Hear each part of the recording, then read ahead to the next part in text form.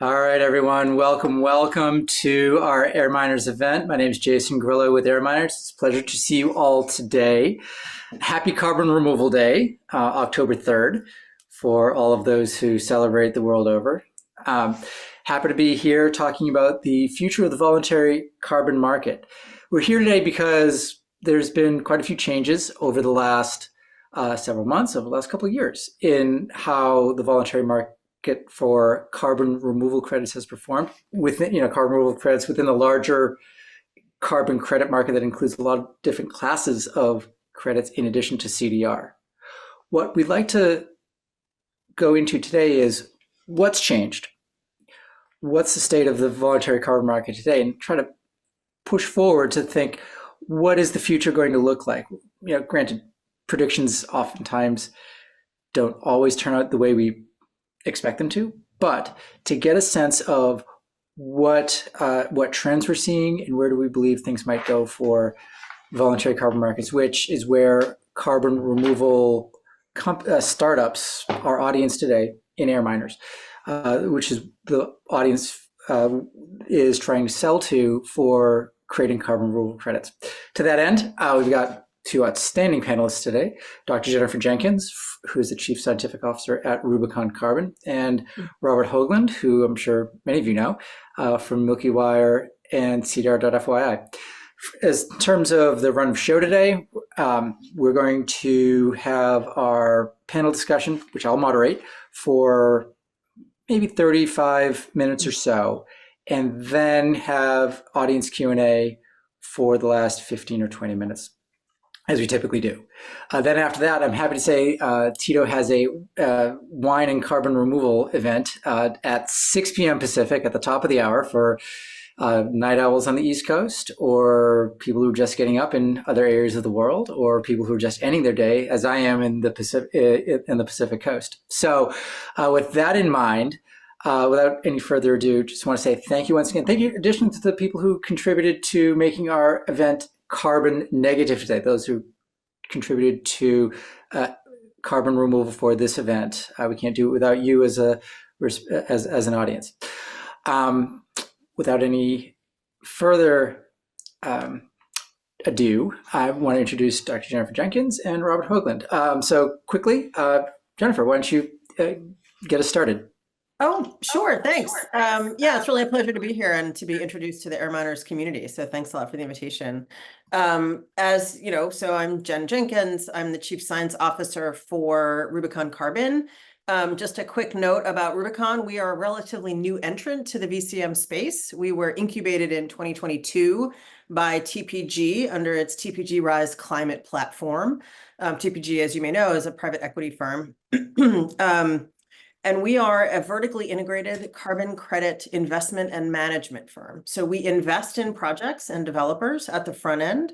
We package credits from both the spot market and from those developers into portfolios, which we call Rubicon Carbon Ton portfolios, similar to an ETF. And then we sell those RCTs on to customers. We also engage in long-term contracts with customers for the sort of offtake projects from the investments that we have made. So that's what we are. That's what we do. We invest across the spectrum of credit types. So we handle removals as well as avoided emissions in both the nature-based and the sort of industrial space. So we're sort of a full service firm, from vertically integrated and also across the spectrum of credit types. Okay, thank you. And Robert. Great, thanks for inviting me. So I work with a lot of things. One thing is Milkywire, the climate transformation fund, managing that, where companies contribute, many using an internal carbon fee, and we help support projects to reach global net zero. And durable carbon removal is a very big part of that. We pre-purchased from 27 different suppliers, kind of doing that kickstarting, similar to Frontier's pre-purchases. And then CDR, of course, that I think all of you know, is tracking the market. And yeah, among other things, writing about carbon removal. Awesome. Thank you. All right. So as we go forward, please feel free to ask questions in the chat. We'll try to address them when the Q&A comes. So feel free to dive in there. My first question to both of you is, what's changed over the last maybe 12 to 18 months in the voluntary carbon markets? We hear about how VCM 1.0 is giving way to VCM 2.0. What prompted that change? What were the characteristics that would classify a earlier stage of the voluntary carbon market, and what's prompted the evolution, shall we say? Do you want one of us to go first, Jason, or how do you want to handle Why don't that? you go for You just volunteered. Go for it. Okay, sure. Yeah, no, thanks for that question. There's a lot that's changed, right, over the last 12 to 18 months. I think those changes, frankly, began well before that, right? If we're honest, I think probably the biggest sort of earthquake, right, to hit the market was in January 23 with the first of the series of Guardian articles. Actually, even before that, probably the sort of pieces in Bloomberg about the TNC credits that were doing conservation on land that had already been protected. Yeah, and so there, people were aware that there were credibility and quality issues in the VCM, and those issues were being addressed by, frankly, too slow, right, by the registries and methodologies that were, involved. But then they sort of came to light and caused an earthquake and a really big sort of disruption in the market in 2023. Since then, a few things have happened. The Integrity Council on the Voluntary Carbon Market has convened and begun doing its work. It has started rolling out some of its core carbon principles, and it's actually done some of the methodology tagging. It's still in the middle of that process. We're seeing the VCMI, the Voluntary Carbon Market Integrity Initiative, sort of bringing in ways that companies can make claims in a credible way. And they're actually currently in the process of, the VCMI is in the process of taking comment on a scope 3, what they're calling a flexibility claim. And we can talk more about sort of what those different claims processes mean. But all of those things are happening and also, of course, the SBTi, the various sort of SBTi announcements and sort of retractions, right, that have been sort of rocking the market this year. But all of those things have convened, I think, to bring a sense of momentum and optimism, in my view, about the market that really sort of reached. It's been, last week at Climate Week, the optimism and momentum was as strong as I have seen it since I've been involved in the market for the last 3 or 4 years. And so, I do think we're looking at a situation where the sort of credibility initiatives are bearing fruit. Governments are getting involved, and like the Treasury, and sort of there was a cross-government in the US government announcement back in May of this year that basically, added a voice of support for the voluntary carbon market. We're hearing a lot of support from the Department of State, from the World Bank for various sort of carbon market initiatives. And so there was a lot of momentum at Climate Week this year. And, the momentum was good. Let me just add one more thing, right? My own view on the market is that we know that we need $275 trillion by 2050 in order to reach our aggressive net zero goals. That's the level of investment that will be required for the economy to transform itself in order to reach net zero by 2050. Doing the math, right? That means that every year for the next 2.5 decades, we're going to need to invest like $10 trillion, right? Where is that money going to come from? Probably not from governments, sadly, right? Definitely not from philanthropies, right? It's going to need to come from the private sector. And the voluntary carbon market is something the private sector understands. And so if we can create incentives to get those businesses involved, I think incentives that work for the businesses, right? I think that is going to be a really important sort of transformative event, right? And I think it's sort of, if we can do that, the growth of the market is inevitable. So that's my piece. Thanks. Great. Thank you. Thank you. Robert, thoughts on that, or thoughts of what, the events that precipitated what you saw and heard at Climate Week last week? Yeah, we'll get to that later. I think we first have to establish that there's not one VCM. I see at least 3 different VCMs. One is what I would call kind of the traditional carbon markets, consisting mainly of emission avoidance credits, like from some solar and wind, cook stoves, avoided deforestation, REL plus. Then you have the new novel durable carbon removal market, and that's what we track on CDR.FYI, just the kind of permanent carbon removal tons. And then I would say almost like a separate own market is forestation and credits buying from afforestation or reforestation, etc. And these 3 markets, it's really difficult to say anything about them all together, actually, because they're so separate. And they're developing in different directions, I would say. So a month ago or so, I wrote this piece, End of High Hopes for the Traditional VCM, and maybe a controversial title, but what I see is that if you're talking about these traditional types of credits that have been volume-wise in terms of number of credits have been definitely dominating the total voluntary carbon market. And it reached a peak in 2021, where I think it was about 500 million tons in total that were retired or at least transacted. If I recall correctly, it was a $2 billion revenue, or and then that was a peak and has gone down. So even that, it's very small, right? Like, it was never big. It's always been about the expectations that it's going to become big in the future, and then people looking at 500 billion and $1 trillion market, etc. And from there, it declined. And in the SBTi, you can use permanent carbon removal for your last emissions, like your last 10%. So if you're going to continue to use fossil fuels when you reach your net zero target, if you're like, oh, I still have these fossil fuel emissions and they're just going to continue forever, then you need permanent carbon removal to counterbalance that. That doesn't mean that permanent carbon removal is the most important thing compared to other, but it's just what you need if you're going to counterbalance it. So that has a clear use case, at least in the SBTi world. Companies have been using these traditional credits to make carbon neutrality claims and kind of claim those kind of things right now. But that trend has definitely been going down, and the EU is essentially banning such claims, or at least on products. So it is kind of losing vogue that you don't use these kind of traditional credits to claim that you're already neutral. So what I've been seeing is, even though these also traditional credits can be a useful way of financing climate projects, I don't think that market is going to become what people were hoping. So it's the end of the high hopes for traditional carbon credits. I still think it's a viable method of financing climate as part of like a corporate strategy to take responsibility for your emissions.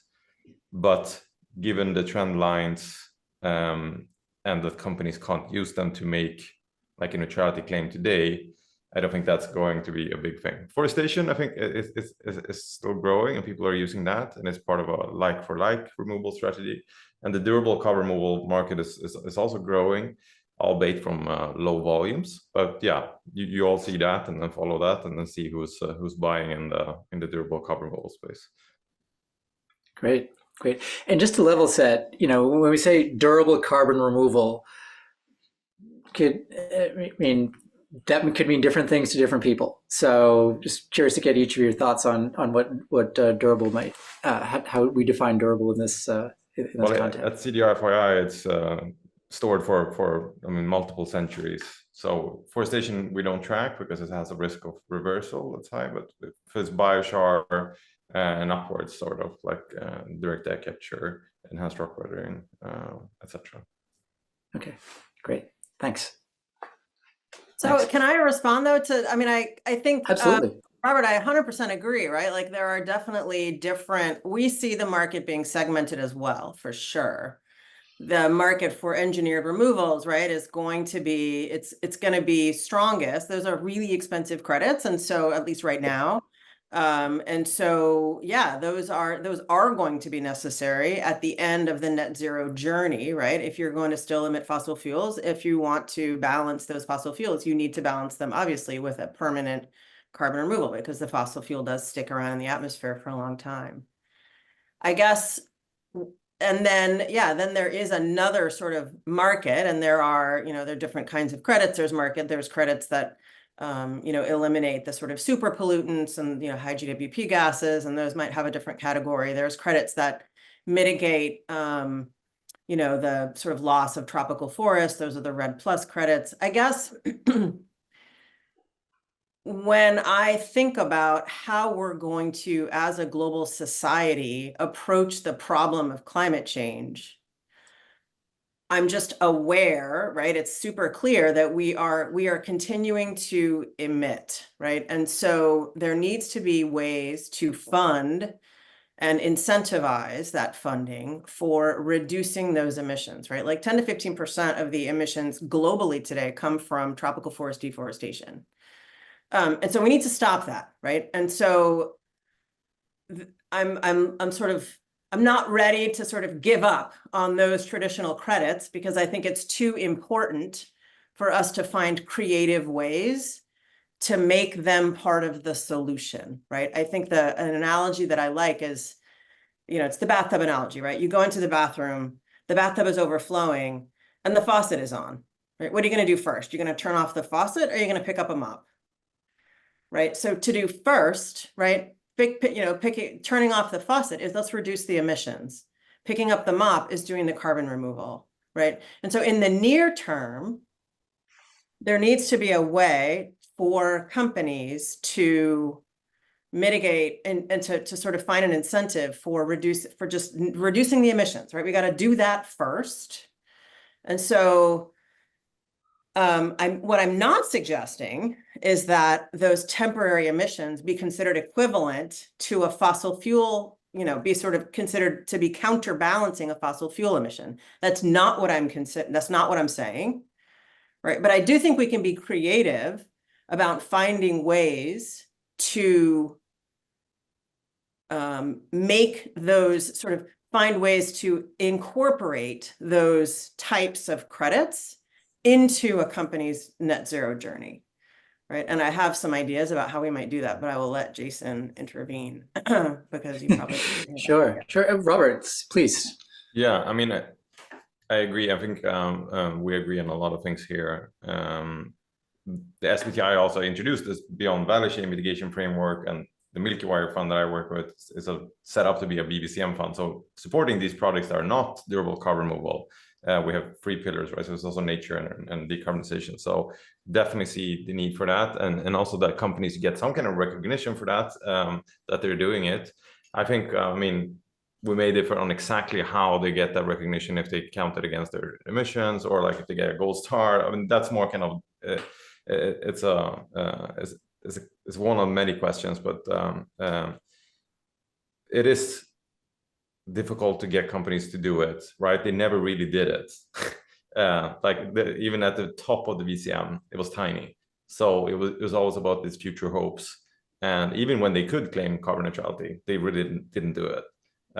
So I think it is a difficult thing. And credits is one instrument, and it can be a great instrument. Sometimes it's not so great, because we saw that like 90% of certain group of credits were pretty bad. And then, there are other instruments as well. So like grants or supporting projects in various ways. So all agree on the need for companies to finance climate. And the question is like, how do we motivate them to do that while we don't give the impression that they're already at the end of the journey, right? Great. So to that end, Jennifer, it sounds like you have a couple of ideas about moving forward, and that's something that just glimpsing at the chat here, a couple of people have some questions about as well. Yeah, so I think we've been thinking about this a lot at Rubicon, actually, trying to sort of wrap our minds around what would be an appropriate policy tool that would create the kind of incentives we know we need, right, for the sort of level of societal investment and action that's required. And I'm also the co-chair, just sort of, and this discussion at Rubicon is happening also sort of against the backdrop of a group that I have co-founded together with Janet Peace from A New Climate called the Business Alliance for Climate Action. And we are engaged in policy advocacy in key jurisdictions around the world, right? Trying to educate and engage directly with elected officials and policymakers who are in the process of creating rules and laws that will have a great impact on the VCM, right? And so our goal is to work with them to create policies that will help to scale and not hinder and hold back the carbon market as we see it, right? And so we're advocating for this sort of all of the above strategy. And how do we, really the question is like, how do we get nature into the mix, right? Because it's the nature-based credits that are the ones that are sort of more temporary and being kind of left out when we think about permanent engineered CDR. And it's nature that's, and it's nature that needs to be protected first, right? We heard that from IPCC in its 2018 net zero report. So what are the use cases for those traditional sort of nature-based credits? And we're sort of like, how do we incorporate nature into net zero? And we have, there are probably, where we have landed is that there are probably 3 different ways you can incorporate nature into net zero, right? And the first one, Robert, you already talked about, which is basically, we can use those nature-based credits to hold ourselves accountable, right, for the unabated emissions that we still have in our value chain. And we can do that today, right? That's kind of what the VCMI carbon integrity claim is advocating for. So VCMI basically says, as a company, you can earn a silver badge if you purchase credits that equal, in an equal tonnage, to, I think the silver claim is like 20 to 60% of your unabated emissions in a given year. And then you can get this claim, right? That, and it's a, it's like a tag. And then, with the gold claim, 60 to 100%, and a platinum claim, 101% and above. And so, and they don't stipulate the types of credits, just that they have to be high quality. And for VCMI, that means CCP tagged or the equivalent. So that's one way, right, to incorporate nature, is to sort of try to encourage and give companies a reason to make a claim, right? Because and in that case, companies that are doing VCMI, and right now there are only 2 companies that have taken them up on it, right? To your point, Robert, Bain and like another company in the EU have actually made a carbon integrity claim. So that's one way, right? Another way, and something we've thought about, could SBTi or another sort of framework create 2 different kinds of targets, right? And this is to your point about there are 2 different markets, right? So could you mandate BVCM, for example? Could SBTi just set BVCM targets? So far, they've sort of held back from wanting to do that, but that's an option. And then a third option that people haven't really been talking about, but that I actually think is pretty interesting, is finding a way. Because remember, I said we're not suggesting equivalence between a fossil fuel emission and a temporary credit. We're not saying that, right? But is there a way we could sort of create that equivalence by having more of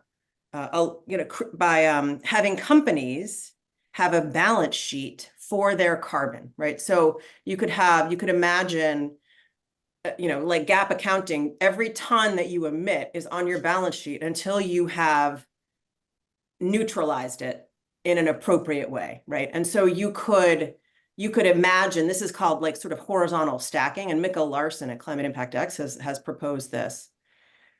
But you could sort of, if you had that fossil emission in year 1, you might purchase a 40-year credit that was like a, or 70-year removal or something.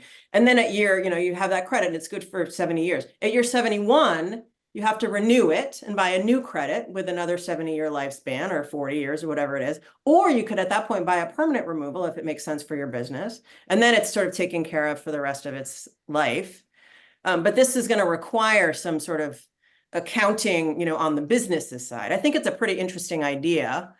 And it would enable us to, in a sense, sort of get to permanence without necessarily requiring, the sort of requiring companies to, and, relying on sort of the engineered CDR removal market. And I realize who I'm talking to. So that, I'm sort of reluctant to say that, but that's, I think, that's another way that we're sort of trying to think about how to get nature into net zero. Yeah.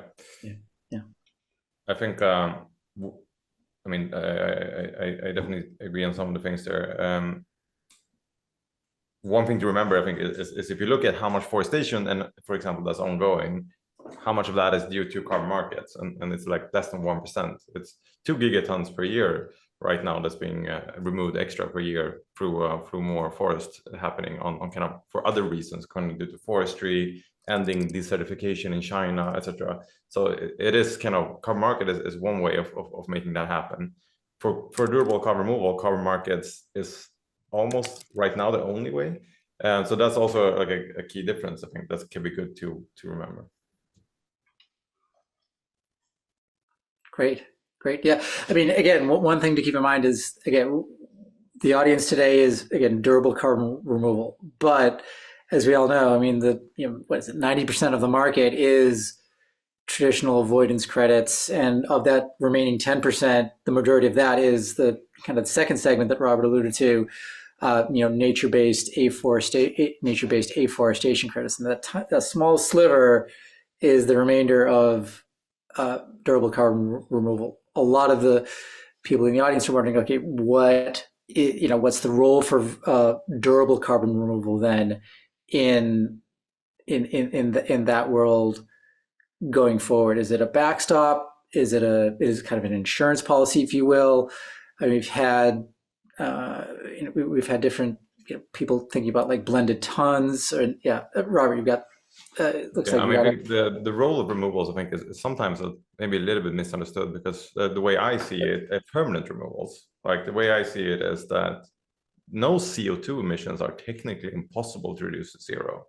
Like there are technical solutions, at least kind of on the drawing board, but some of them are going to be very expensive and very energy intensive. And also, if you're talking about the companies, scope 3, etc., they may also be hard to measure and be in your control. So what permanent carbon removal does for your remaining fossil emissions is to make net zero cheaper, more sustainable and resource effective, and also more actionable. But that's kind of the role of permanent carbon removal. If you look at overshoot and kind of that we're heading going over 1.5 degree budget, and I wouldn't say you have to have permanent carbon removal if you're going to address your historic emissions, for example. So that's like one avenue of, I think Microsoft, they're buying a lot of forestation. I don't know if they're accounting that against their historic emissions and the permanent for their ongoing, maybe. That could be one approach, for example. Great. Thinking about, segments of the future market, I mean, a lot of people are considering, which types of companies might be most interested in carbon removal as the kind of next tranche of carbon removal buyers, or what, if the voluntary carbon markets are to have an uptick in volume, which players might want to have a return or take up carbon credits more in the future. Do you see any differences among segments? I mean, we know that Corsia is developing its guidelines. We've heard things from International Maritime Organization. Just curious to get your thoughts on that. Yeah, and I think I can give a few sort of notes from the field, right? As a reseller of credits, companies are very price sensitive, right? If you're sitting in the boardroom and you're taking a voluntary action, right? It's going to be a hard sell for you to tell if you're the CEO, it's going to be a hard sell for you to convince your board that they should funnel their net income into a durable carbon removal instead of giving dividends to their shareholders, right? Like that's a really difficult sell unless there's a clear benefit, right? Unless it's not voluntary, which, maybe is another sort of thing we can sort of hope for. But but we need, so that's sort of the backdrop, right, against which all of our conversations take place. And companies are very price sensitive, right? And so we have not found that our buyers are knocking down our door asking us for DAC credits, for example, right? And they're, some of them do want removals, but they're very interested in our sort of blended removals basket, or portfolio, which is a mostly sort of afforestation, reforestation portfolio. It's 95% that, because we wanted to keep the price like at a reasonable level, right? There is some ERW in there, there's some biochar in there, but it really, we really needed to keep the price point down. So it's mostly nature-based, but it is removals. And I guess just one final note, like when we go to when we at Rubicon go to our internal investment and risk committee and ask for, making investments in things like durable removals, the question we're always asked is the price for this going to go up or down, right, in the future? Is the cost curve going up or is the cost curve going down? And if the cost curve is going up, maybe we will invest, right? Because that means that there's value there. If the cost curve is going down, no, we're not going to put any money into this because tomorrow it's going to cost less. Yeah. Right. So that's a tough reality, I think, for this market right now. Yeah. Although, if I may, Robert, it is interesting that it's basically cost-based pricing now, not value-based pricing that we're seeing in the market. That the cost that people see in the VCM is the cost of, say, energy that would go into a DAC system, or the cost of the rocks themselves. But as deployment efficiencies happen, it would be more based on what the value would be of a carbon removal ton or a carbon credit more generally. At least that's my own supposition. Robert, please. Right. And I think a key thing, as we mentioned, for the durable carbon removal market, companies buying it, aside from a very small amount of government purchasing, even the government subsidies require a voluntary buyer, actually. Like the DAC hubs and the 45Q doesn't make a project happen unless there is a voluntary buyer. So for the durable CDR space, there's no other way of getting products built right now, almost. So how do you make sure that it happens and people are not price sensitive? Well, you need to start mandating interim targets, kind of milestone targets, so that companies start building. Just like for your emission reductions, you can't wait until 2049 and not having emission reductions to have a kind of a valid target. You need to see those kind of reductions go down over time. In the same way, you need to start buying your permanent carbon removal. So if you estimate that you're going to maybe have 10 million tons of emissions today, you think you're going to need 1 million tons of permanent carbon removal at net zero, well, then maybe in 2030, you have to buy at least 100,000 tons, right? That's the main way. I think the best way for us to make sure that at least some amount of money is going into durable carbon removal to build it up slowly to the place it needs to be. And that's what the SBTi, I mean, the new guidance in the net zero standard, these are the type of discussions, right? That would be part of that. And I'm hopeful that we'll have that they will come up with good things there. Great. We're just about at the time for question and answer. I just want to, we've talked a little about SBTi and setting targets. And Robert, I know you're pretty heavily involved in SBTi. Just curious to learn what future. I mean, where do you see SBTi change? Do you believe that SBTi is going to change in the future? Do you believe that the targets are going to become more stringent? And where do you see durable carbon removal fitting into that? I mean, the just technical advisory group, and since I was also part of the advisory group when they did a net zero standard in 2020 and 2021, and already then this was kind of some of the topics that was discussed, right? And 10% for permanent carbon removal, and there's already saying in the guidance that companies are recommended to start buying durable carbon removal. So I mean, what we needed is more kind of mandatory target to start at some level. And if that will happen or not, I mean, I can't say anything about the discussions that's ongoing because that's kind of confidential. But I have good hopes that the SBTi understand the situation, I think, and will be able to create guidance that's beneficial. And then that separate discussion from that is the one about beyond value chain mitigation and how companies can be incentivized to support other types of climate projects as well. And that's been an ongoing discussion for a long time. And that's kind of some of that debate that was earlier this spring with the board having one idea and then kind of and the staff having another. And it's mainly around like if companies should be able to include traditional carbon credits in their in the target fulfillment right now or not. And that's where there's a lot of difference in opinion. And currently the companies cannot. And that the CEO actually left SBTi after that debacle and so on. So, Great. And Jennifer, you mentioned beyond value chain mitigation as an option in maybe a few minutes ago. Just any thoughts on?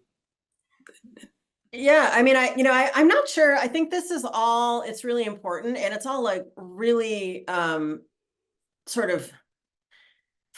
And again, I'll channel the buyers here. It's really confusing, right? I think it's like, it's super confusing and they just want, right now they're doing nothing because they don't know what to do that they're not going to get in the headlines for, right? I mean, that's basically it. They don't want to go into court. They don't want to be in the headlines for doing something that they thought was good, but somebody else told them was bad.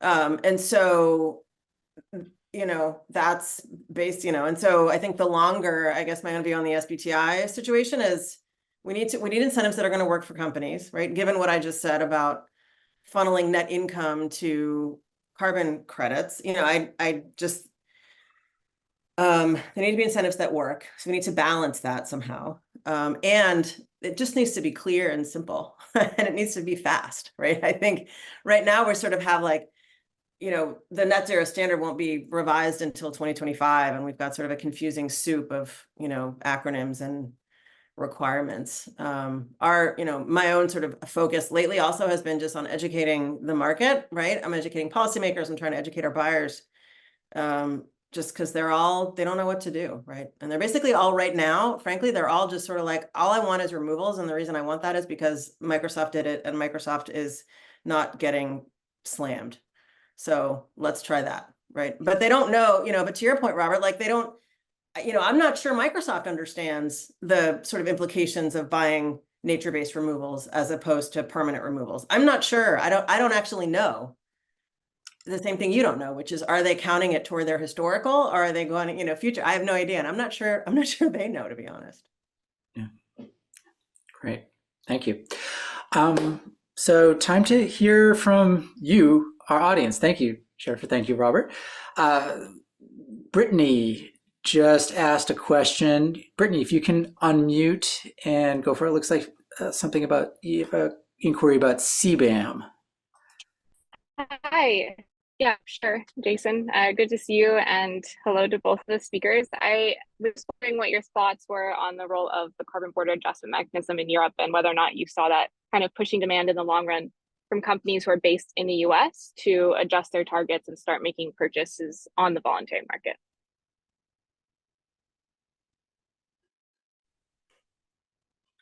Yeah, you want to go? No, I was going to say I'm the wrong person to ask about it. So if you know anything, go ahead. Well, yeah, I don't know the details.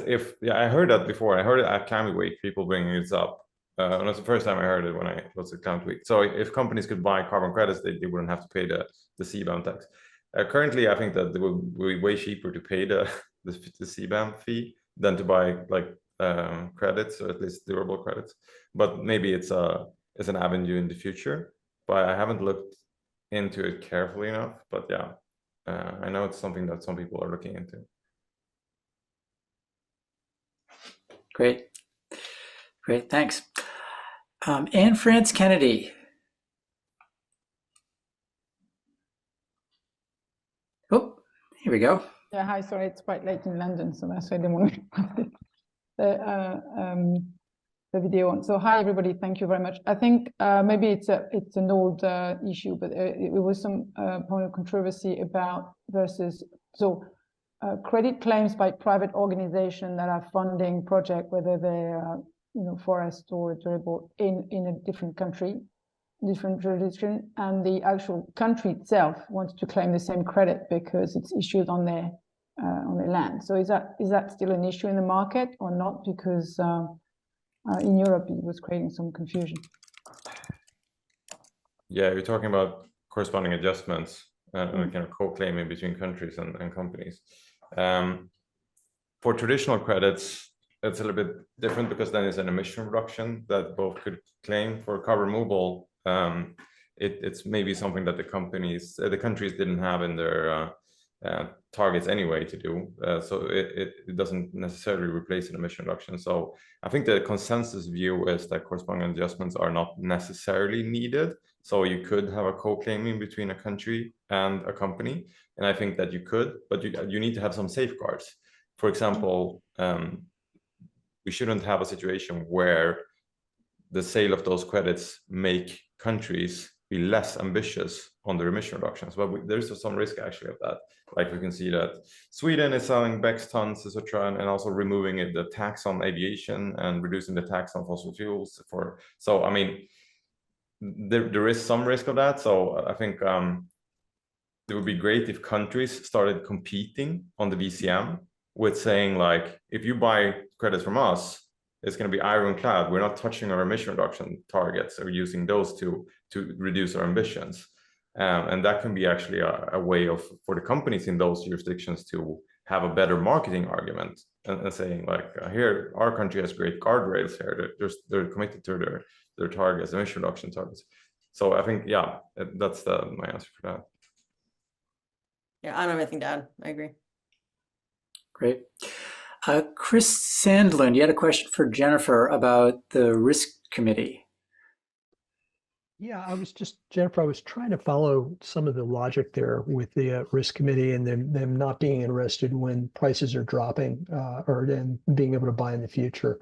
That seems to me to be formerly I was at BlackRock, and that seems to, and so I'm more accustomed to kind of like the investment approach of things. And it seems to be kind of the mentality that I'm buying this asset and I'm worried about the future appreciation or depreciation of the value, as opposed to the carbon credit, you're retiring it. I mean, presumably it's against some emissions that you're doing right now, and you're trying to offset that. And is that just a mentality shift that needs to happen on the part of the risk committee? Yeah, no, and the part that I left out about the structure of our Rubicon carbon tons is that you can actually buy them and hold them. So they are actually, it's like a security, the product that we sell. So that I think is the missing piece, right? So we are actually viewing it like a security, right? So because when somebody buys a Rubicon carbon ton, what they're purchasing is the right to retire the sort of share, right? We have a portfolio. It's a diversified portfolio of, 8 to 10 projects in a particular category. And so we have 3 different portfolios. One is an industrial portfolio, one is a sort of nature-based emissions reductions portfolio, and the other is a blended removals portfolio. Let's say you buy the removals portfolio, you're buying into this portfolio. It's like an ETF, so you get one share. One RCT is like one share of that sort of diversified portfolio, and you can retire it at a time when you choose. So we have customers who choose to purchase these RCTs and hold them, and they're buying it at today's price. And so if the price goes down, then we are holding the bag, and if the price goes up, then we make money, right? And so that's exactly and they can retire when they want, right? Up till maturity. So that is our mindset actually and it's not, some of our customers choose to retire right away. They can buy and retire, and that's fine. So I think, so the first issue is we are thinking it like a security. So that's the piece I left out. So that should help to explain. That makes sense. That way. I guess I'm just trying to understand the mentality behind who's incentivized, or why would people be incented to hold them as opposed to retire? Well, the customers who are holding them today believe that the market will grow and that prices will increase. Okay. So they're buying them today to hedge risk in the future. They're hedging their price risk in the 10 to 15 years down the road. Okay, I Thank you. think for certain, like durable biochar may go up in price, I think, for example. Yeah, so we have invested in biochar. Yeah. And we have invested in enhanced rock weathering. But yeah, the other ones are a little bit of a heavier lift. The other thing is we want, because we're a commercial enterprise, we want to make sure we match that we're buying things that we're investing in things that our customers will buy, right? And so if nobody's asking us for DAC, for example, that's not something we're going to be that interested in, because there's no demand for that from us. Now I know the other sort of, enterprises like Frontier, for example, and Climeworks, I know is directly, right? But our customers are not asking us for that. And if you can make a Holocene Google deal and buy for DAC for $100 per ton, then you may actually be able to earn money on it. But it may increase from $100 for sure. But from $1,000, it's going to decrease for sure. Right. Actually, I just want to unpack a comment that you both made about biochar in particular, and also enhanced rock weather. You mentioned that you believe your customers believe, or generally your customers believe, and Robert, you corroborated that the belief is it's going to increase in price in the future. Just want to unpack that a little bit, why that might be, if you could. Well, I would expect durable cover removal tons converge in price.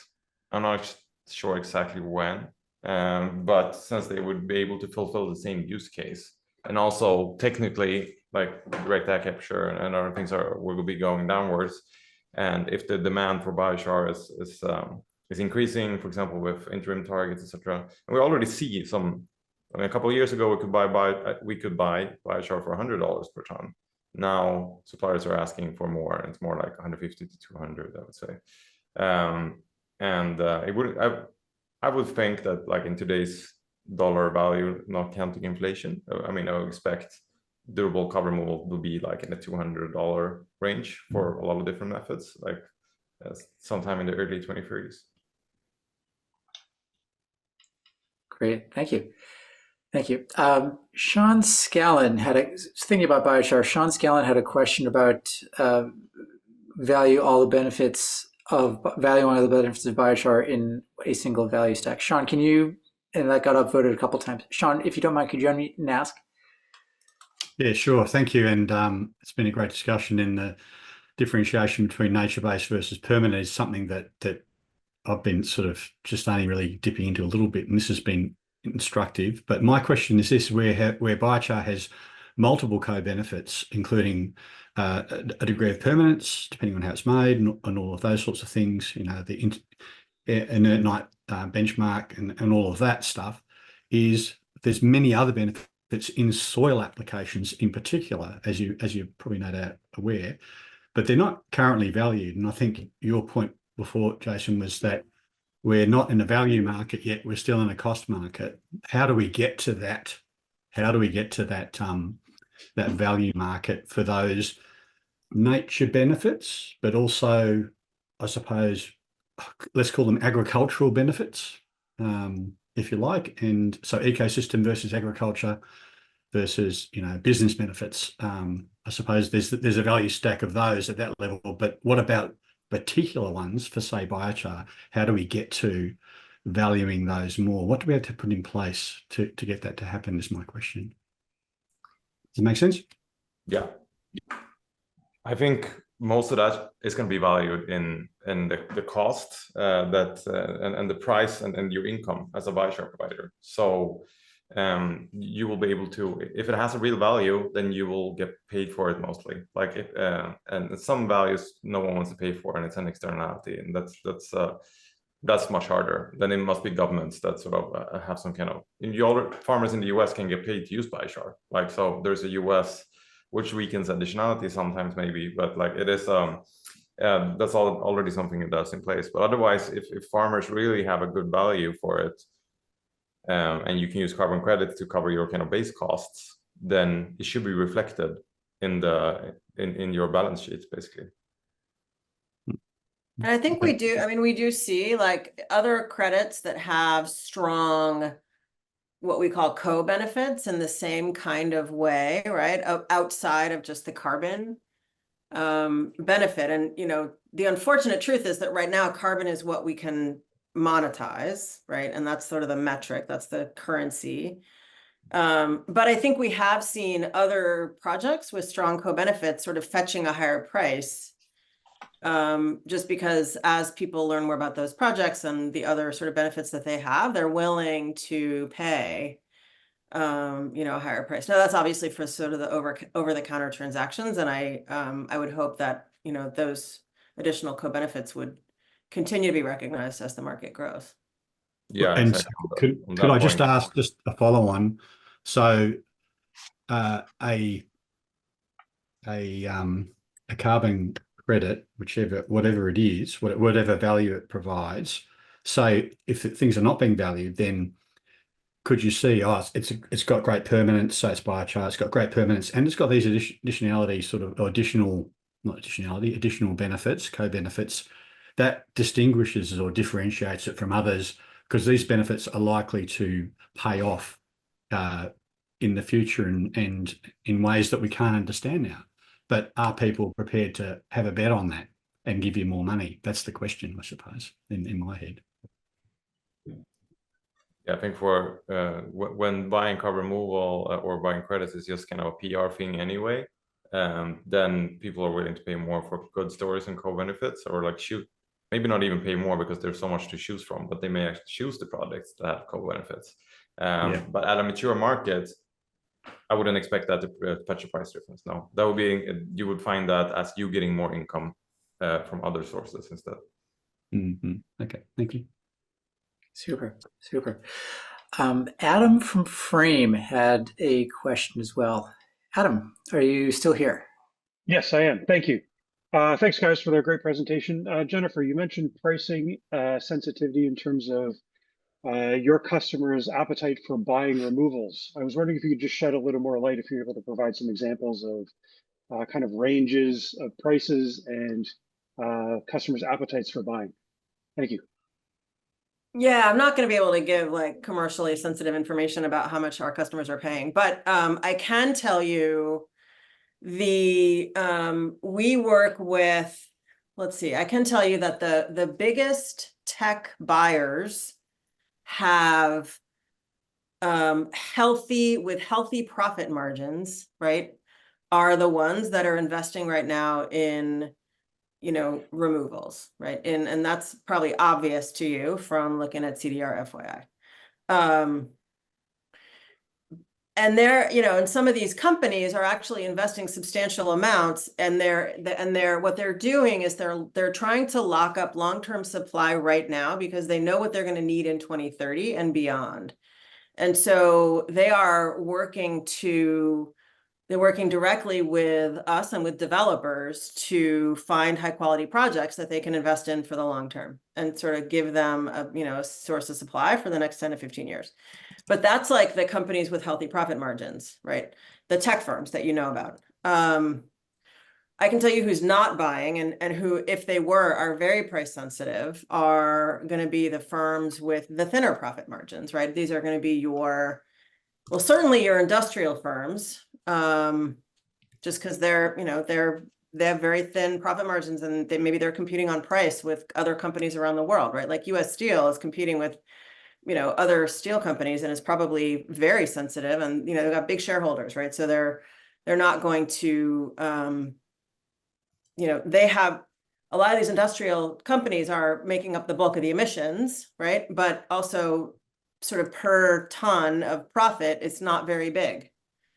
So they're the ones who are going to be increasingly price sensitive. And right now they're the ones who are not in the market yet, because they don't see for them, it's only downside at this point, right? Because there's headline risk and it's an extra cost.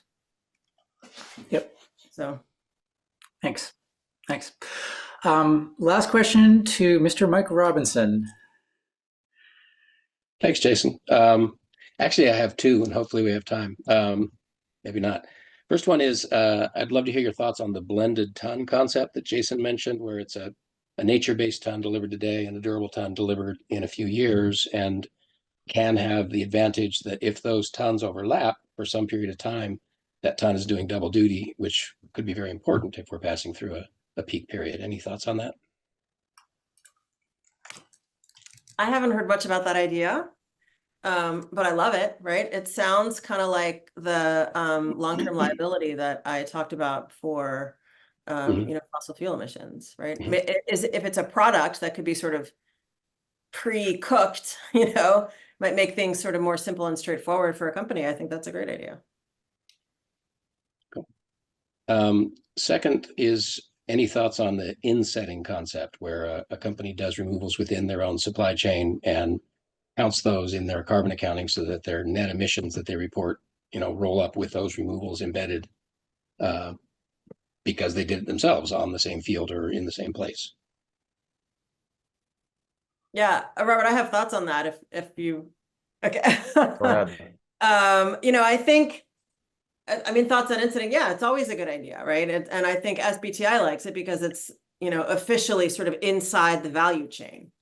From a VCM perspective, if we think about it a little more broadly, that's actually going to be one of our comments to SBTi, to its scope 3 comments due tomorrow, is that the requirements and the constraints and the methodologies and the sort of quality around insetting right now is somewhat unconstrained, right? And that's actually in contrast to the kinds of methodologies that are now being developed and used and applied in the VCM as credits, right? So I don't really, I guess I kind of like, yeah, insetting is great, but I'm concerned about quality. I'm concerned that it's going to, I guess I don't see why we would preferentially treat insetting from an SBTi perspective when we're not allowing credits for the same purpose. That's really the so insetting is good, but it needs to be third-party audited, basically.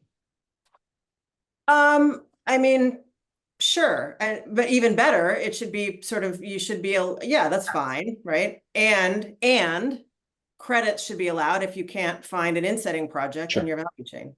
Yeah, there's going to be a lot of other types of credits that are not carbon credits. They're called EACs right now, environmental attribute certificates, where like RECs, renewable energy certificates, is one example. But I think there will be EACs, many other things, where you have aluminum or steel in your supply chain, but you can't find out which steel mill it comes from, because like your suppliers have no idea. Like so then the only way would be to have like buying a green steel certificate, like if you want to make sure that you cover that. And I think that will be allowed, like according to SBTi and other things, because like there will be no other way in a global economy that have very long supply chains to actually reduce your emissions anyway, because you don't know where they come from. Great. Thank you. And thank you both for your comments today. Really appreciate it. Jennifer, appreciate your getting on so late in your evening in Washington, D.C. And Robert, good morning to you in Thailand. Want to say thank you most of all to our audience for taking the time to spend all throughout. Shared some links with you in the chat. For one thing, you'll get a survey form in your email shortly. Please let us know how we can improve our events. We are always at AirMiners interested in serving you, our audience, you, our air mining customers, if you will, with content that's going to be useful for you as we get on the path to removing 1 billion tons of CO2 from the atmosphere by any means possible. Once again, thank you and happy Carbon Removal Day, and we will see you again in the future.